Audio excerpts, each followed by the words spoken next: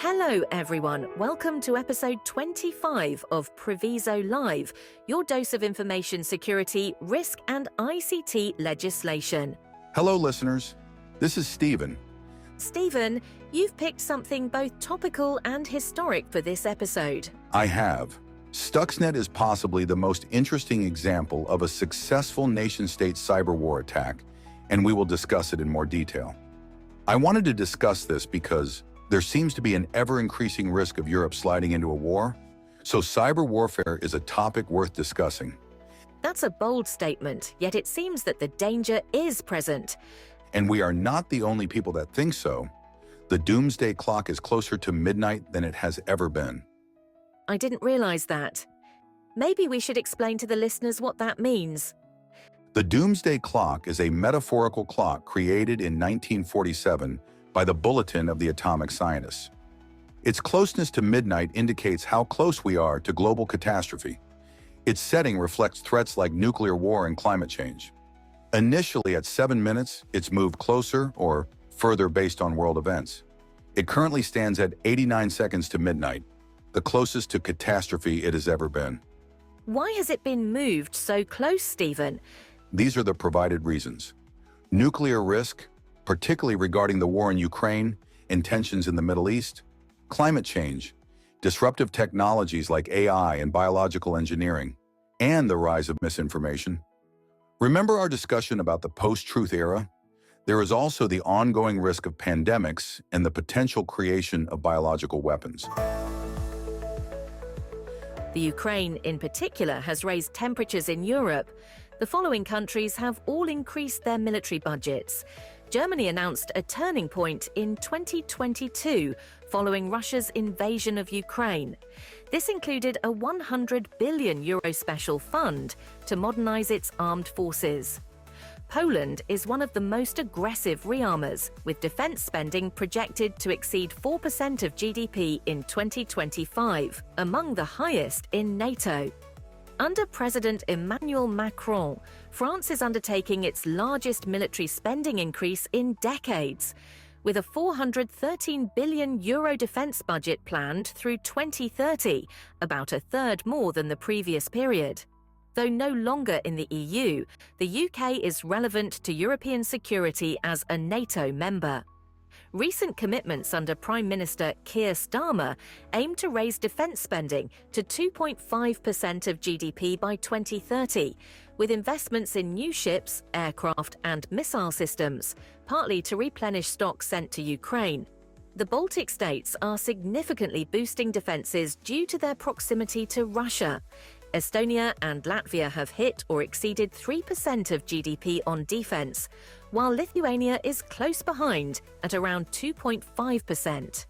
The Nordic countries, Finland, Sweden and Norway, are ramping up military capabilities after joining in 2023 and 2024, respectively. The European Union is pushing rearmament through initiatives like the European Defence Industrial Strategy, EDIS, and the Rearm Europe Plan. The latter, reportedly approved by all 27 EU member states, aims to mobilize up to €800 billion for defense over several years. Even traditionally neutral or reluctant states like Hungary and Slovakia have signed on, reflecting a unified response to external threats.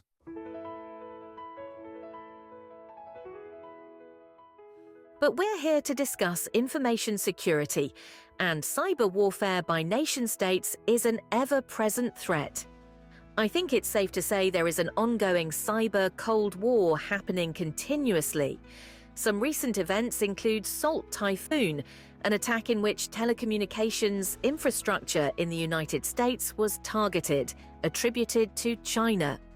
The DNC hack of 2016, in which hackers breached the Democratic National Committee, leaking emails and other documents during the elections. This was attributed to Russia.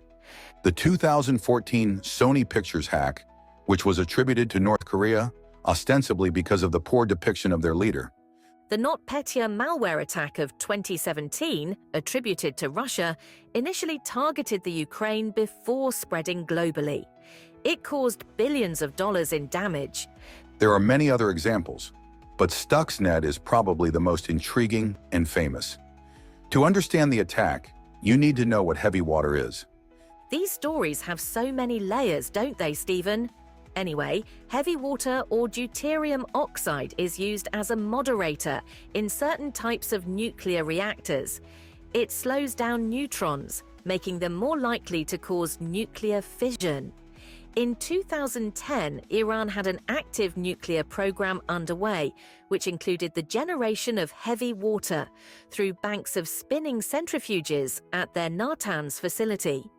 The developers of Stuxnet intended to sabotage those centrifuges to disrupt and delay Iran's progress towards developing nuclear weapons capabilities without resorting to conventional military force. By manipulating the centrifuge's operational parameters, Stuxnet aimed to cause them to malfunction and self-destruct. In other words, affect the rates at which the centrifuges would spin. Yes, but if that's all it did, the operators would detect the sabotage and intervene. The genius of Stuxnet is that it simultaneously manipulated the control systems to make it appear as if everything was normal. The detail is fascinating. Stuxnet was a computer worm that targeted specific Siemens S7 programmable logic controllers used in industrial control systems, ICS, particularly those involved in controlling centrifuges.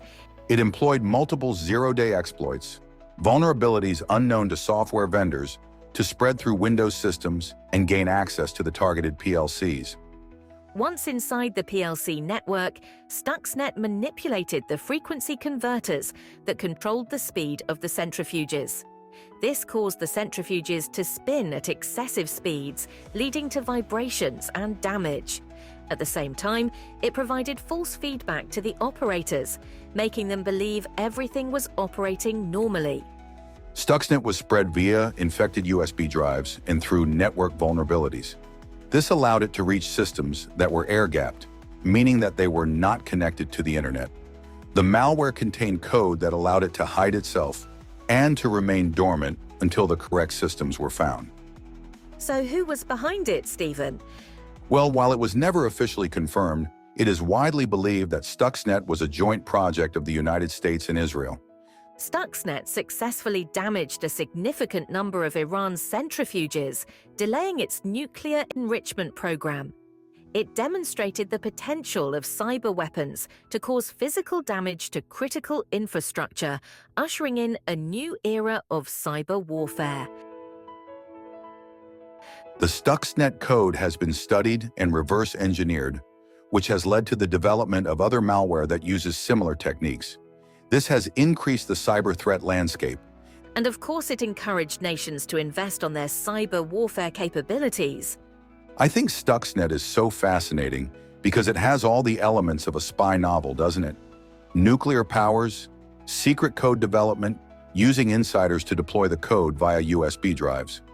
When I think of the centrifuges being destroyed, I can't help imagining the inevitable destruction at the end of a Bond movie. You're too much of a romantic, Stephen, but it is one of the most interesting hacking cases I have come across. That's it from us for this episode and the history of an amazing cyber attack. If you want to hear more of the same, don't forget to subscribe or like our channel to receive future episodes. You can find us on all major podcast channels, including Apple, Samsung, Spotify, iHeartRadio, and YouTube. As always, this is sponsored by Priviso Consulting, your partner when trust matters. Until next time, stay safe. Stay safe.